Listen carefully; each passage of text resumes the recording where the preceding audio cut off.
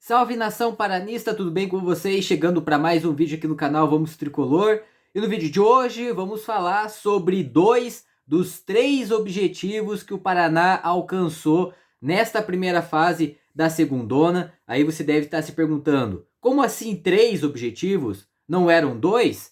Eu vou explicar para vocês direitinho no vídeo de hoje, por isso que é muito importante que vocês assistam esse vídeo até o final antes de tirar qualquer conclusão. E por favor, se inscreva no canal, é muito importante que você esteja inscrito com o sininho ativado e também compartilhe esse vídeo para o máximo de pessoas possíveis, pois o YouTube não está mais recomendando os vídeos aqui no canal. Então, para você que gosta do meu trabalho, mas não é inscrito e quer ficar sempre por dentro das notícias do Paraná Clube, então, por favor, se inscreva, deixa seu like, deixa seus comentários, compartilhe esse vídeo para o máximo de pessoas possíveis, rumo a 1.800 inscritos. Eu conto muito com a ajuda e com a força de vocês. Bom, vamos lá então, né? Antes de eu explicar sobre esses 2 objetivos que o Paraná alcançou nesta primeira fase, né? Já é de conhecimento geral, né, que o Paraná se classificou de forma antecipada para as semifinais do Campeonato Paranaense, né, da segundona do Paranaense, se classificou de maneira antecipada, graças à vitória diante do Grêmio Maringá, né, aquela goleada por 6-2 jogando na Vila Capanema, e o Paraná alcançou, né, o seu principal objetivo, um dos principais objetivos, que era se classificar para o mata-mata. Ou seja, 50% foi concluído, resta os outros 50%, que é o mais importante da história do Paraná, né? Um dos mais importantes da história do Paraná, que é o acesso para a primeira divisão do estadual. Mas por que eu falo 2 objetivos e não apenas um? Quem acompanha aqui o canal, né? Quem acompanha o canal aqui há muito mais tempo, sabe que antes mesmo do campeonato começar, antes do Paraná fazer a sua estreia, eu sempre repetia aqui no canal, né, em vários vídeos inclusive, falando que o Paraná não poderia tropeçar em casa, né? O Paraná não poderia repetir o mesmo erro do ano passado, quando o Paraná mais tropeçou em casa do que venceu, né? Para vocês terem uma ideia, na temporada passada, o Paraná jogou 6 vezes na Vila Capanema. E por que eu falo 6 e não 5? Porque o jogo contra o Andraus foi na Vila Capanema com a esmagadora presença da torcida do Paraná. A única diferença era que o mando era do Andraus, né? Era a única diferença. Mas a Vila Capanema estava lotada de torcedores do Paraná Clube, né? O Andraus e o Paraná fizeram ali uma espécie de um acordo. Então, tecnicamente, né, o Paraná estava jogando em casa, né? Eu não considero aquele jogo como o Paraná mandante, né? Então, o Paraná fez 6 jogos no ano passado.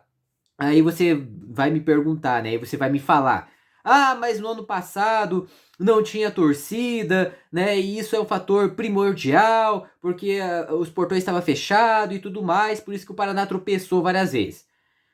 Concordo com você, né? Concordo em partes com você.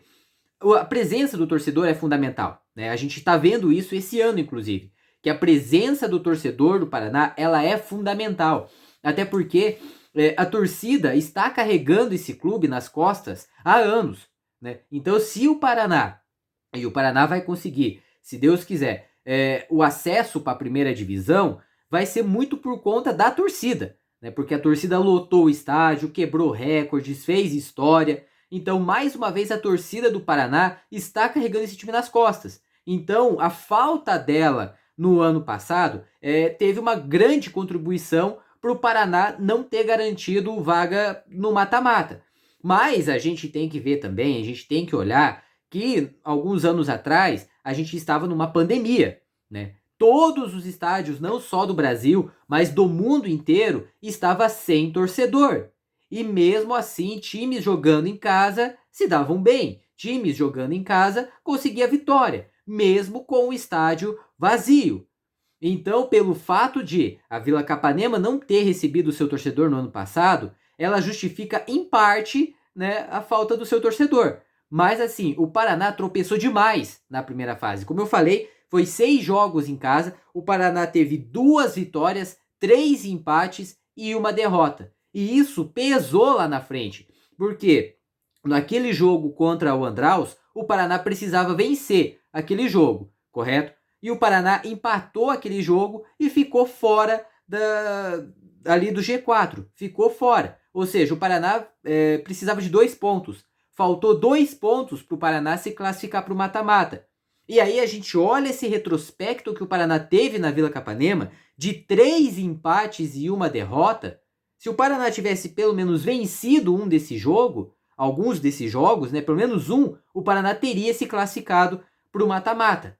Mas isso não aconteceu. Esse ano já foi totalmente diferente. O Paraná jogou 5 vezes na Vila Capanema, venceu os 5, né? Desses 5 jogos, 2 foram confrontos diretos, né? O primeiro deles foi contra o Apucarana, né? Que as duas equipes começaram muito bem, as duas equipes começaram vencendo a primeira rodada, então a segunda rodada eu já considerei como confronto direto, né? O Paraná venceu no Couto Pereira, e o jogo contra o Andraus, né, que fez com que o Paraná se descolasse ali um pouco do terceiro, do quarto colocado, né, e ficando mais próximo da classificação. Esse jogo foi na Vila Capanema. Mas é aquilo que eu sempre falei, gente. Quem acompanha aqui os vídeos do canal sabe muito bem que eu sempre falei isso. O Paraná não pode perder pontos em casa, porque se o Paraná perder pontos em casa, ele terá que obrigatoriamente recuperar esses pontos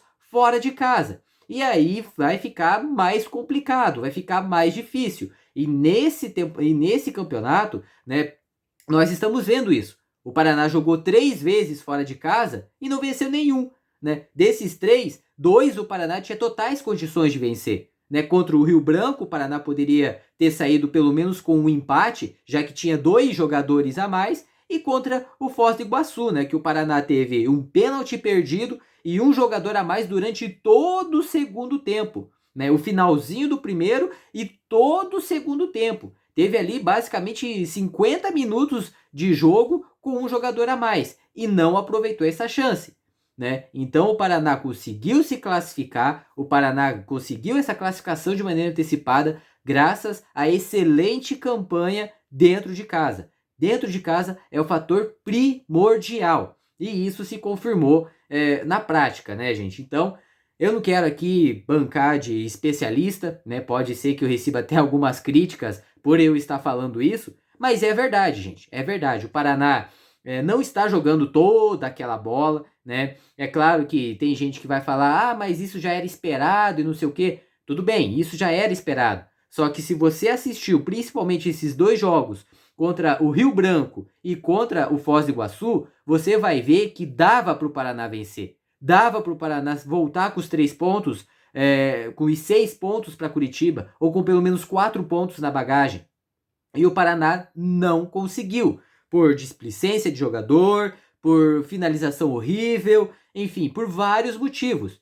Né? Então o ponto importante do Paraná ter fechado a primeira fase 100% dentro de casa contribuiu e contribuiu muito para o Paraná ter garantido com uma partida de antecedência a vaga para a semifinal. Agora na final é outra competição, é outro campeonato. O Paraná agora domingo vai ter um confronto importantíssimo contra o Paranavaí para decidir em qual posição que o Paraná vai terminar e quem vai enfrentar na semifinal. Mas independente do adversário, independente do mano de campo, o que importa é que em casa o Paraná mais uma vez não vai poder tropeçar dentro de casa. Não vai poder, seja fazendo o jogo de ida ou o jogo da volta em Curitiba. O Paraná tem que manter esse 100% dentro de casa, tem que fazer valer o seu mando de campo, porque na casa do rival vai ficar extremamente complicado para o Paraná garantir aí o acesso para a primeira divisão. Então é fazer um bom jogo fora de casa, voltar com um empate não é mau resultado, né? Não é mau resultado voltar com o empate. Ou se o Paraná for fazer o jogo de ida em casa, o Paraná precisa fazer pelo menos ali uns 2, 3 gols, precisa fazer um grande resultado para o jogo da volta, para ir mais tranquilo. E é claro, também não ficar sentado em cima do resultado, né? É fazer o resultado em Curitiba, mas também jogar sério, não dar chance para o adversário crescer, para o Paraná voltar para a primeira divisão do estadual. E esse foi o vídeo de hoje. Eu quero saber a sua opinião, torcedor paranista, torcedora paranista. Escreve aqui embaixo nos comentários e já sabe, deixa o like se você gostou do vídeo, se inscreva no canal, acione o sino das notificações para não perder nenhum conteúdo novo aqui no canal Vamos Tricolor. E eu vou ficando por aqui, mas é claro, eu volto numa próxima oportunidade. Fiquem todos com Deus, um forte abraço e até a próxima. Tchau!